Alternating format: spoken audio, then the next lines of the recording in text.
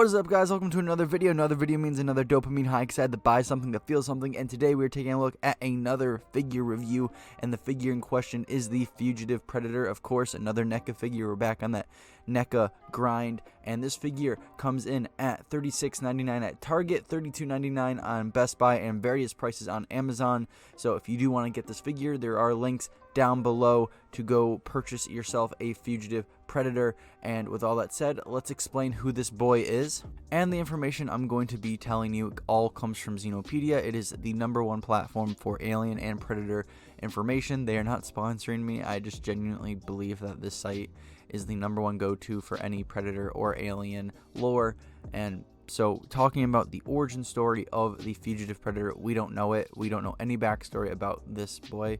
All we do know about him is what we see in the movie The Predator. So, the Fugitive Predator, also known as the Rogue Predator, is a predator-human hybrid who is actually rivaled with the Upgrade Predator, which is the big hulking predator that we see throughout the movie. And despite his actions throughout the movie, the Fugitive Predator is actually trying to help humanity and deliver a package to them, and that package in question is called the Predator Killer.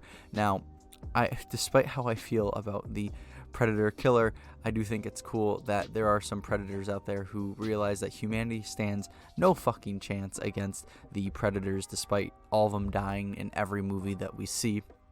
But, you know, he gets to Earth, he gets captured, the whole movie happens, he tries to get his equipment back, he tries to get the package to humanity, and then unfortunately the Fugitive Predator does meet his untimely demise, because what's a predator movie without a predator dying? But yeah, that is his story. So if you want the full story, go watch the movie or read the Xenopedia page. I don't give a shit. But with all that said, let's take a look at the figure. Taking a look at the box first, we have some simple artwork of the Fugitive Predator with some text of his name and the movie on the top, same text of his name in the movie, also on the side. And on the other side, we have a picture of him with that same text of the name and movie. And then on the back, we have some pictures of the Fugitive Predator with a brief description about him, and you know, him just looking all smexy and all of that. And then when we turn the box to the front and open up that front flap, we have a nice big picture of the figure, and then the figure itself with everything included.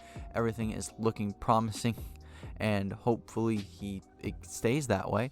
But let's take a look at the figure. So starting off with articulation, you can rotate his head 360 degrees.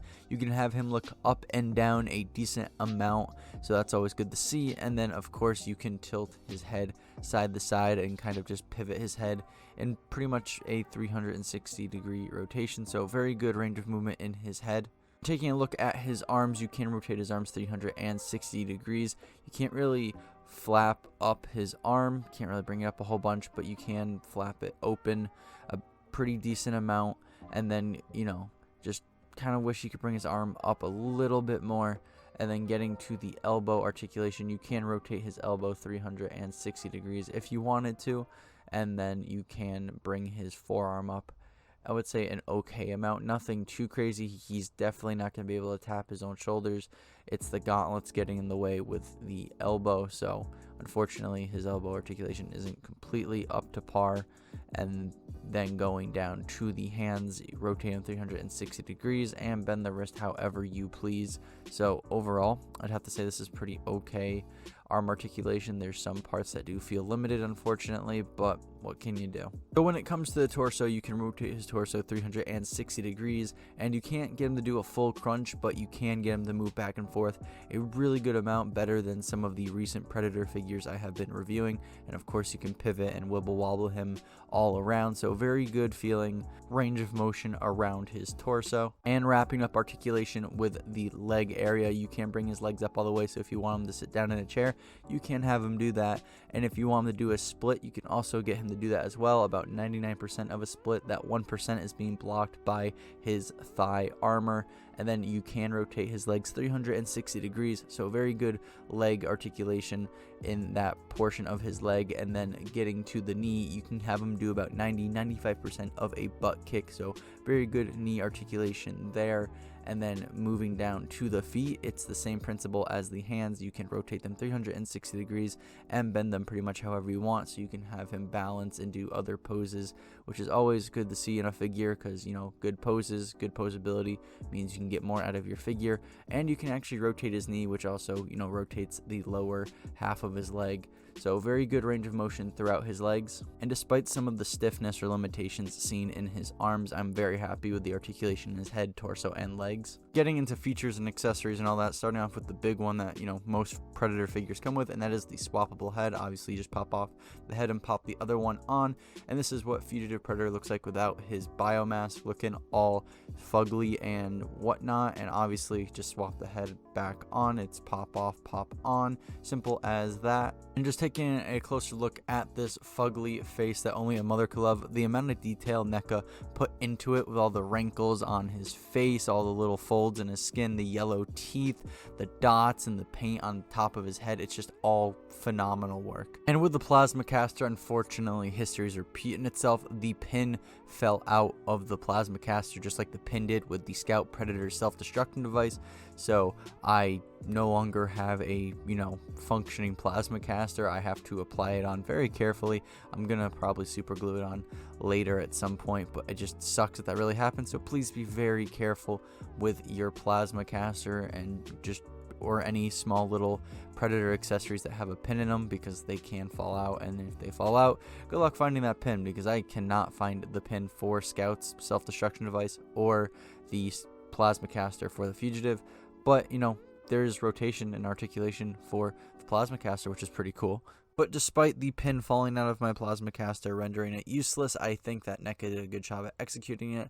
The sculpt and the paint job is very good. All the little details they got is impressive as usual. And if you have a blast effect from the Jungle Hunter or any blast effect similar to that, you can fit the blast effect in the Fugitive Hunter's plasma caster.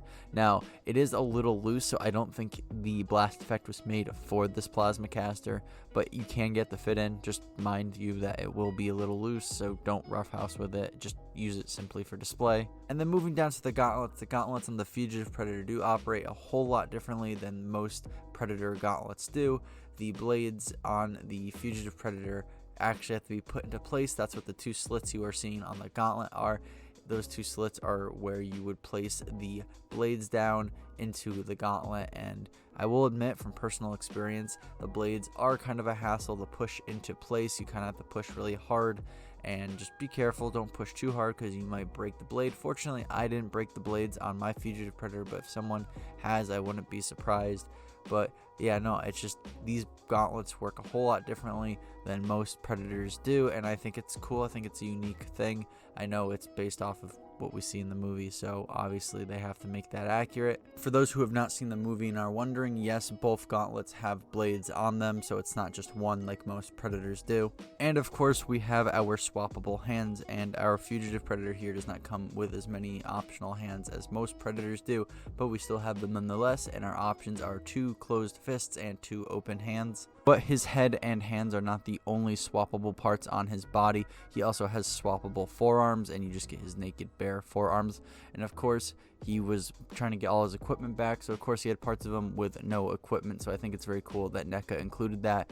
And of course, this is for both arms, so you can mix and match, have one arm have no gauntlet, or you can have both have neither gauntlets. It's up to you what you want to do, but I think it's a very cool feature that NECA decided to include with the Fugitive Predator. And for those curious, yes, the forearm with no gauntlet allows the elbow to bring the forearm up much further than the forearm with the gauntlet on it. I guess the gauntlet for the Fugitive Predator really likes to clash with the bicep, because usually most Predator figures that have gauntlets are able to touch their shoulders, unlike the Fugitive here. So with all the accessories and features out of the way, we can go over the visual presentation of this figure.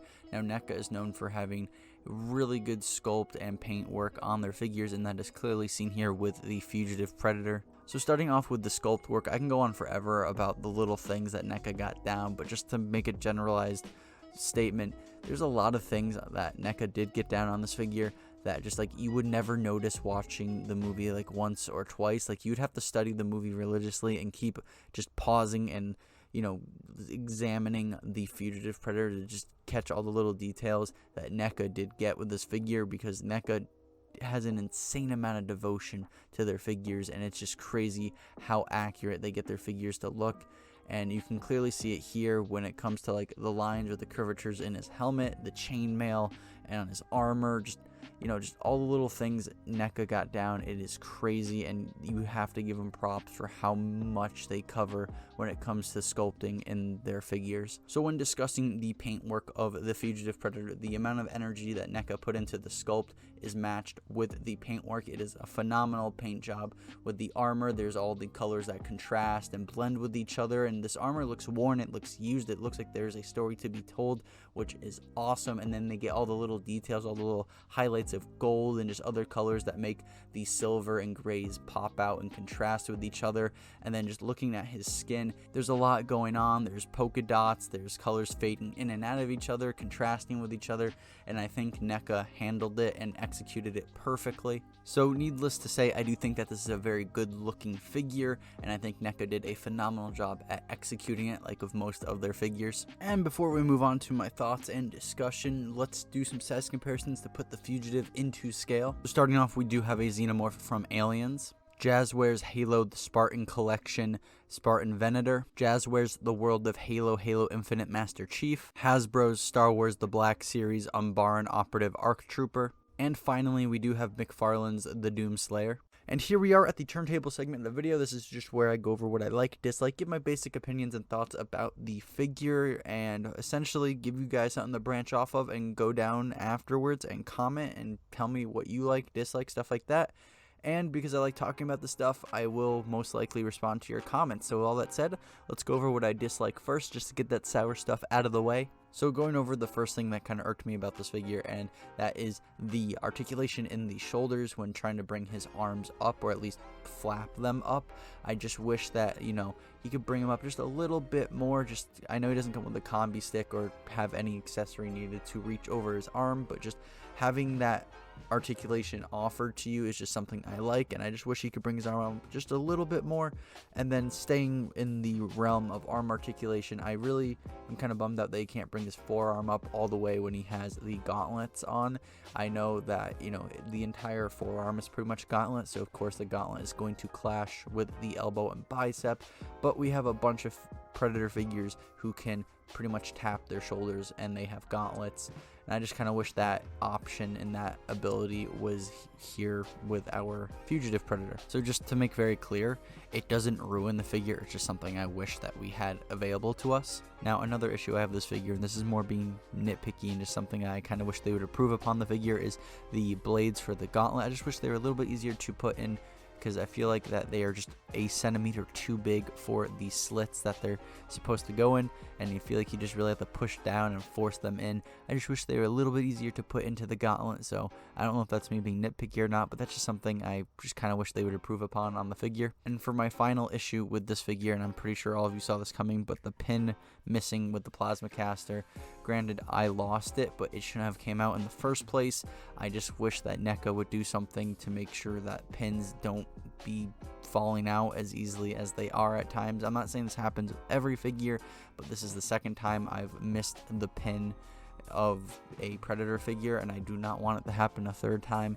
So I just, you know, would like NECA to do something to improve upon that, maybe make the pins just a smidget a little bit bigger so they can still fit into the holes, but, you know, they're not likely to fall out as easily. Just something to, you know, improve the quality of life of these figures, because it really sucks when your tiny little piece that keeps together an accessory goes missing, and now that accessory is rendered useless.